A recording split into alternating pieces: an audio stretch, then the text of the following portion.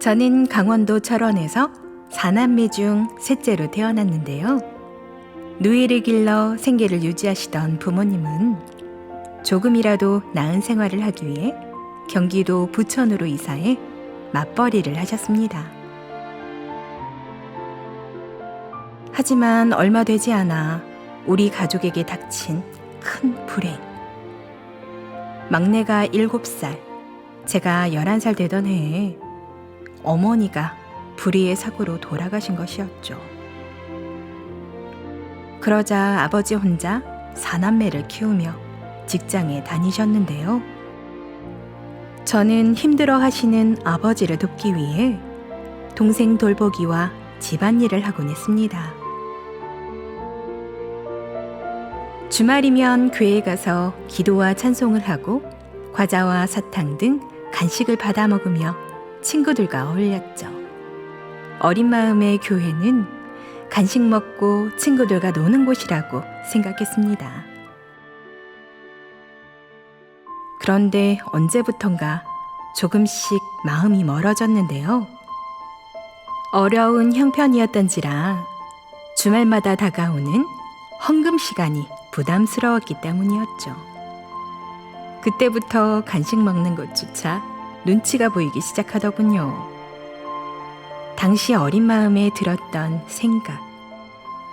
신앙이라는 것은 물질적인 강요 없이 순수하고 진실한 마음에서 우러나와야 하는 거 아닐까? 그 이후 강요나 구속하는 신앙이 싫어 30년 이상 교회에 발을 들이지 않은 채 무교로 살아왔는데요. 가끔 힘든 일이 생길 때는 저도 모르게 하느님 아버지 조용히 불러보기도 했습니다. 하지만 모든 종교가 이기적 집단으로밖에 느껴지지 않더군요. 시간이 흘러 결혼하고 살다 보니 그런 부정적인 마음이 서서히 바뀌었는데요. 늘 곁에서 울타리가 되주었는가 하면 이상이 높은 남편 덕분이었습니다. 그래서 다른 사람은 몰라도 남편만큼은 신뢰할 수 있었던 것이죠. 하루는 남편이 상생 방송을 보고 있길래 저도 자연스럽게 접하게 됐는데요.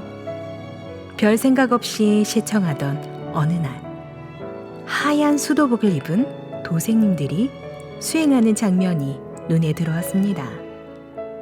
신기하긴 했지만 대수롭지 않게 여기고 그냥 넘겼죠. 그런데 매일 아침 방송에서 흘러나오는 주문을 듣다 보니 어느 순간부터 마음이 편해지는 것을 느낄 수 있었습니다. 저는 원래 몸이 안 좋을 때마다 가위에 잘 눌리는 편이었거든요. 그런데 방송을 통해 상제님 진리를 접한 이후 밤새 시달리는 일이 없어진 것 같아요.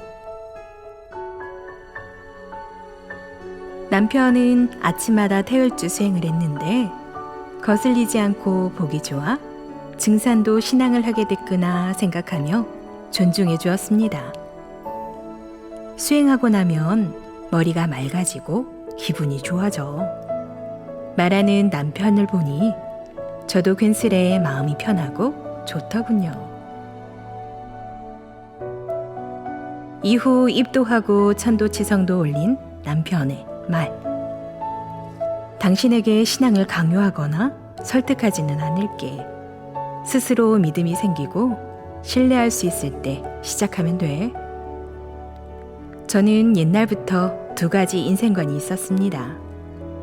우더른을 공경하고 서로 양보하며 베푸는 것, 제사를 잘 모시는 것. 어렸을 때 인상 깊었던 일들이 기억나네요.